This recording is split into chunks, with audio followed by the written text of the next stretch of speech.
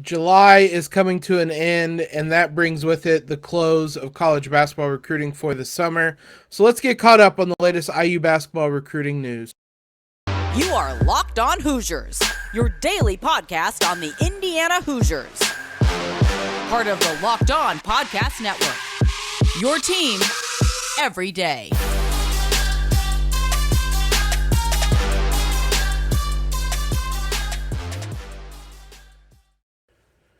What is up, guys? It is Monday, July 25th. This is Locked On Hoosiers, your one and only daily one-stop shop for everything IU athletics. I'm your host, as always, Jacob Rude. Want to thank you guys for making Locked On Hoosiers your first listen every single day. Also want to thank LinkedIn Jobs for being the official college football recruiting sponsor across the Locked On College Network. LinkedIn Jobs helps you find the candidates you want to talk to faster. Post your job for free at linkedin.com/lockedoncollege. Terms and conditions apply. July, as I said, coming to an end. The summer as a whole kind of coming to an end. With that brings the close of the college basketball recruiting window. So let's get caught up on what July has had in store for the Hoosiers, some things we might have missed, try to see where IU stands with a number of its top targets and top prospects in the 2023 class. No name is going to be bigger for IU, for Indiana, than Xavier Booker, the gem of Indiana high school basketball recruiting. He's going to be the top prospect in Indiana this year. He's a four-star big man based on 247's composite rankings. A lot of places consider him a five-star prospect. He's the number 4 prospect in the 2023 class. He's a top-tier guy. I'm sure I don't need to explain to most of you who he is, but he's a forward, a big man who can score in a variety of ways, whether off the dribble, showed some flashes from the three-point line, can score from the dunker spot, can score basically anywhere on the floor as a big man, and really exploded onto the scene this spring and summer. IU was a little behind the 8 ball at the start of this. They had offered him, but they weren't really on the forefront this spring when he really popped and as I said, exploded onto the scene. So it's going to be interesting to see where the Hoosiers stand when Booker is set to cut his recruitment this week. Now, what does cut his recruitment mean? Nobody's really sure. He didn't give any insight into, like, he's going to have a top 5, a top 8, a top 10. Whatever it is, he hasn't given any kind of insight what cutting his recruitment is going to be. But it's going to be interesting to see where IU falls in that. Like I said, they haven't really been at the heart of it. Purdue, Michigan State, Notre Dame, those teams seem to be the ones that have gone the hardest after him. But IU's still in the mix, certainly so. Mike Woodson watched Xavier Booker this past weekend in person. So IU is still there. They're still focused on him. It's going to be a matter of how far behind then they start. Will they be able to make up that ground? We'll get not just a sense, we'll know where IU stands in his recruitment this week when he cuts his recruiting down or recruitment down, whatever that means. If IU's among those teams still included, we'll know where the Hoosiers stand when it comes to recruiting Xavier Booker. Like I said, he's going to be the top prospect in Indiana. It's always great to see that player, that top prospect, wearing cream and crimson. It's going to be Mike Woodson's challenge. It's been his challenge this summer, trying to play catch-up. And if the Hoosiers make the cut, he's going to be spending the fall and the winter still doing the same. But, boy, would I love to see Booker in a IU jersey. He's a modern big man that I don't think he's going to spend long in college basketball before he makes the jump to the NBA. But I would like that short stint to be in Bloomington, as I think a lot of IU fans would be. Now, why Xavier Booker is the top-rated prospect, maybe the top prospect IU's going hardest after is TJ Power. He's a name we've mentioned on here before. Earlier in the summer, Power's a 4-star wing, ranked number 53 in the class of 2023. He's listed on 247 Sports as a 6'8" power forward, but he's a guy with guard skills, great ball handling skills. Started off the summer kind of showcasing those ball handling, those playmaking, those guard type skills, and then spent the latter part of the summer on kind of the EYBL circuit showing his jumper and showing just how good of a three-point shot he has. I think he's shooting over 40% in those EYBL games. Whatever value you want to put into AAU stats, I don't put hardly any at all into it, but it shows that he definitely has a jumper to go along with his ball handling.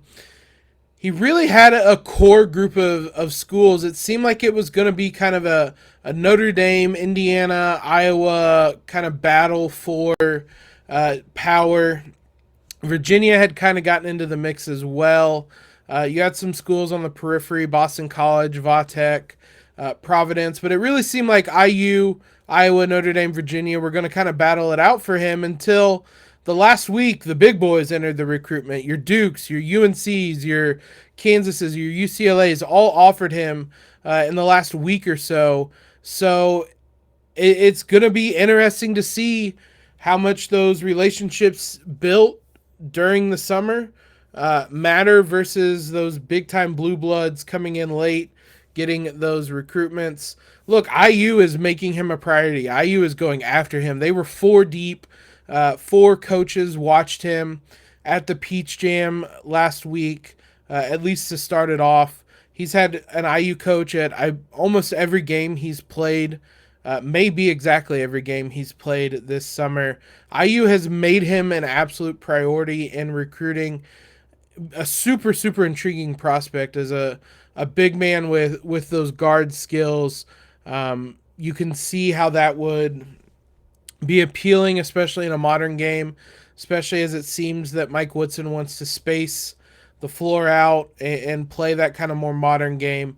You can see where he would fit with that. So IU's made him a priority. It's just a matter of how much he values those kind of relationships built early in the recruiting process versus those big name schools that we mentioned and those guys coming in late. What he values more.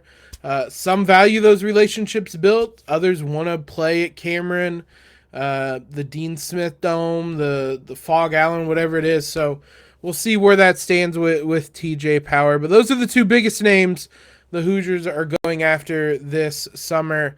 They do have 3 guys coming in for visits this week. We'll get the lowdown on each of those and see where IU stands with them here in a moment. But as the sun comes out and small businesses are back in business, LinkedIn Jobs makes it easier to grow your team. LinkedIn Jobs helps you find the people you want to interview faster and for free.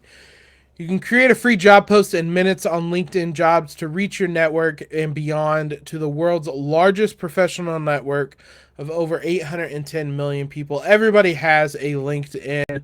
You can reach out to those people.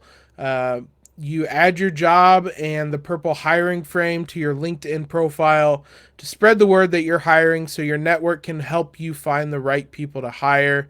It's simple tools like screening questions, making it easier to focus on candidates with just the right skills and experience so you can quickly prioritize who you'd like to interview and hire.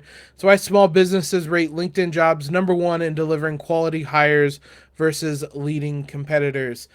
LinkedIn Jobs helps you find the candidates you want to talk to faster. And did you know every week, nearly 40 million job seekers visit LinkedIn? Post your job for free at linkedin.com/lockedoncollege. That's linkedin.com/lockedoncollege to post your jobs for free. Terms and conditions will apply. I want to thank you guys for making Locked On Hoosiers your first listen every single day. Apologies for no show last Friday. If I'm being honest, I was dealing with some of the lingering effects of COVID. I think we're clear now. And this is an exciting week. For those that missed it last week, we're going to be at Big Ten Media Day on Tuesday, tomorrow. So tomorrow morning, I'm going to have a special episode kind of previewing what to expect from Media Day, especially when it comes to IU. We'll be at Media Day, and then on Wednesday's episode, we're recapping Media Day. So a fun week, an exciting week in store for IU fans will be at Media Day as college football is here. It is kicking off, so we'll have all that coverage for you this week. Let's dive back onto the court, though, and the trio of players IU is going to have coming in this week. Start off with Jamier Kaiser, a four-star guard ranked number 75 in the 2023 class. Another player that we've mentioned in the past. He's a shooter. He's someone who was a two-sport standout with basketball and football. Recently chose basketball over football kind of this summer and has really excelled. A lot of coaches believe that now that he's focused only on basketball, there's going to be more improvements to his game. So we'll see if those types of effects happen. But IU made up ground in recruiting when it came to Kaiser. Maryland, Virginia, Wisconsin, even Harvard were kind of leading the charge. IU has soared in, really made him a priority. He's set to take his official visit to IU this week. And Mike Woodson, Kenya Hunter, watched him in person this weekend, I should say, as well. Those guys were all over the country. East Coast, West Coast, Wisconsin, I believe, is where Xavier Booker was. So they were all over the place watching these recruits over the last week. Kaiser's someone that's been kind of flying, maybe not flying, but certainly climbing up draft boards this spring and summer. He talked about his recruitment recently, his top 5 schools, which included IU. Quote, "They're pushing really hard. I talk to them multiple times a day. It's just awesome to hear from them." He transferred to IMG for his final year. IU has some type of connection there. That's where Tamar Bates came from. At least a little bit of a recent connection. Maybe not as locked in as they are with Montverde, but certainly something there. Kaiser, though, someone Indiana's went after pretty strongly this summer. They're going to have him in for a visit this week. We'll see how those things shake out, but he is a shooter, and IU certainly needs shooting, something they lack on the roster this year, but it's something that they're going to continue to lack, so it makes sense going after Kaiser. Arrinten Page, another player coming in this week. He's a 4-star center, number 56 in the 2023 class. He's a big man that finishes around the rim. He's not really someone that creates a ton for himself. A little different to someone like Booker, who is able to create off the dribble and get his own bucket. Page, not necessarily that type of player, though that doesn't diminish what he does. It's just he's someone that's a lot more of a finisher around the rim, can get rebounds, more of a physical body. IU's recruited him for a while, before he was even nationally ranked, before he entered the top 60, top almost 55 there in the recruiting rankings. IU was already on him. So because of that, they kind of have an inside track, a relationship there that is real, because they wanted you before you even had that national ranking next to your name. So that matters. Like I said, planning to take an official visit to IU this week. Now, it's going to be interesting. He plays on the AAU team with good friend Isaiah Collier, point guard, and there's been some murmurs, some belief, though neither of them have certainly said anything, that those two might be a package deal. They might commit to play at a school together. If that's the case, IU's probably not in the running there, almost certainly not in the running if they want to go somewhere together. Takes out a couple schools in the recruitment. People aren't really treating them as a package deal right now, but seems to be something that could potentially happen. As long as the two are separate, IU is going after Page as a center for the future, a big man for the future, especially with Trace and Race almost certainly gone after this season. Getting someone like Page in makes sense. Last player coming in this week, DeShawn Harris-Smith, a 4-star guard, 54th in the class of 2023, just ahead of Page. He's more of a slashing playmaker, where someone like Kaiser is a shooter. Harris-Smith he it's not that he can't shoot, it's just not something he really does. He more looks to attack, drive and kick. He's a pretty good passer on those drive and kick situations. Can rebound exceptionally well for his size. I think it was something like 6 rebounds a game he's averaging. Again, it's AAU, but for a guard like that to rebound like that is crazy good. So an interesting prospect, more athletic, draws a lot of fouls, that type of game style. IU made him a priority this summer. They've been at a lot of his events. They were also at the Peach Jam. DeShawn Harris-Smith and TJ Power were both at the Peach Jam. So IU rolled up with 4 coaches for both of those prospects. Certainly putting an impetus on how much they value these guys, how much they want them with the program. He's going to be in for an official visit. IU's competing against Xavier, Villanova, Maryland for his services, but IU's done a lot to indicate that they are really high on him. So we'll see how much that matters.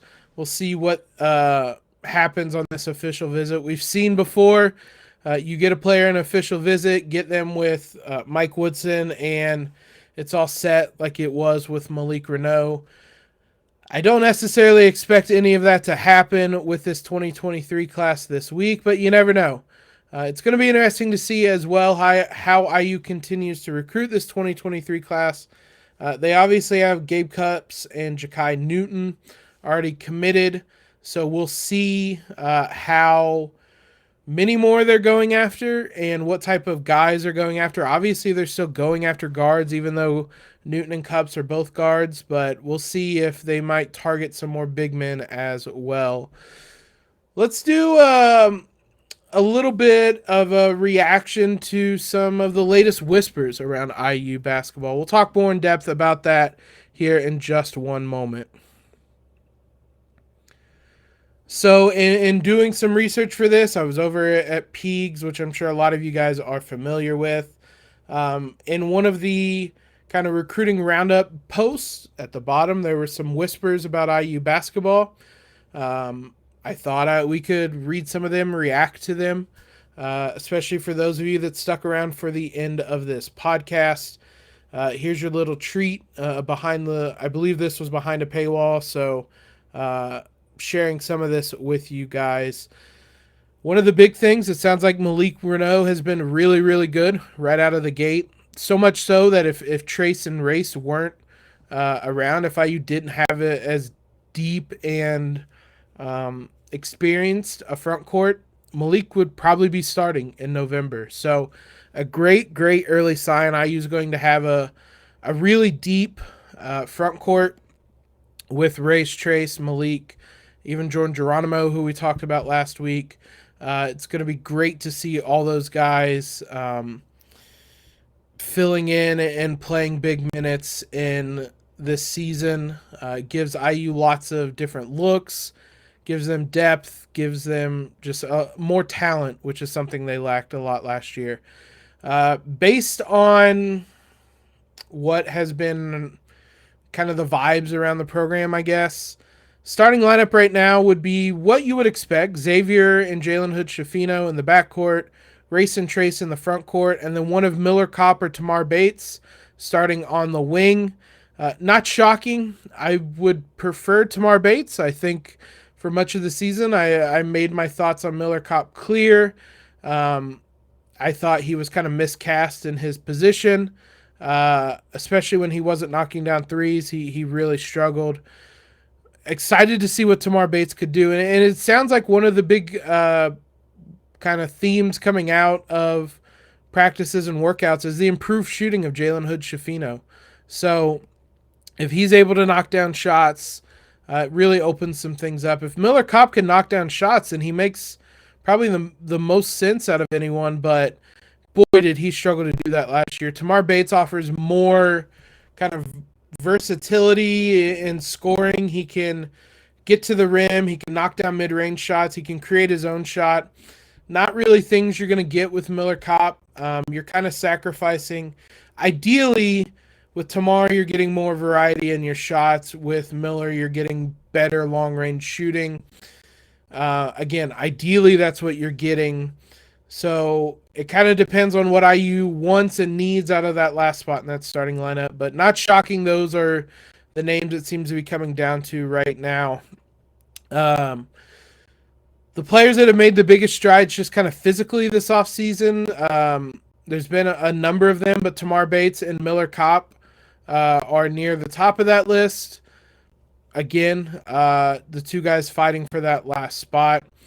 I thought that was one of the biggest things, and we talked about it. Tamar Bates needed to just get stronger and be able to absorb some of that contact and just get physically ready to play Big Ten basketball, something he struggled with last season.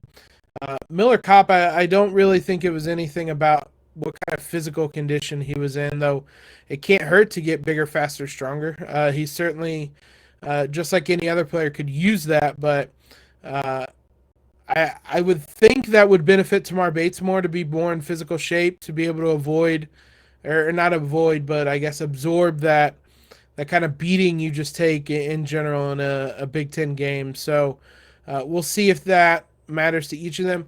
Look, I know we're kind of comparing the two against each other when it comes to a starting spot. It's not a bad thing to have multiple guys like this, and if Tamar Bates is your sixth man next season, that's great. If it's a role he would embrace, because he can bring a scoring punch off the bench, and that would be a role that I think would suit him really well, assuming it's one he would embrace. So, interesting notes coming out of Bloomington this summer, and we're inching closer and closer to the start of the college basketball season. Thanks again, guys, for making Locked On Hoosiers your first listen every day. We'll be back tomorrow to preview Big Ten Media Day. Now, know what your team is up against across the Big Ten with Locked On Big Ten. Every day, host Nate Dickinson and the local experts of Locked On take you across the Big Ten in 30 minutes. Make Locked On Big Ten your second listen. Locked On Big Ten. Follow us on Twitter if you haven't already at LO_Hoosiers. Subscribe to the podcast. Helps us out a ton, as does leaving that quick rating and review. Most importantly, though, guys, have a great Monday. Hope your week starts off well in LEO.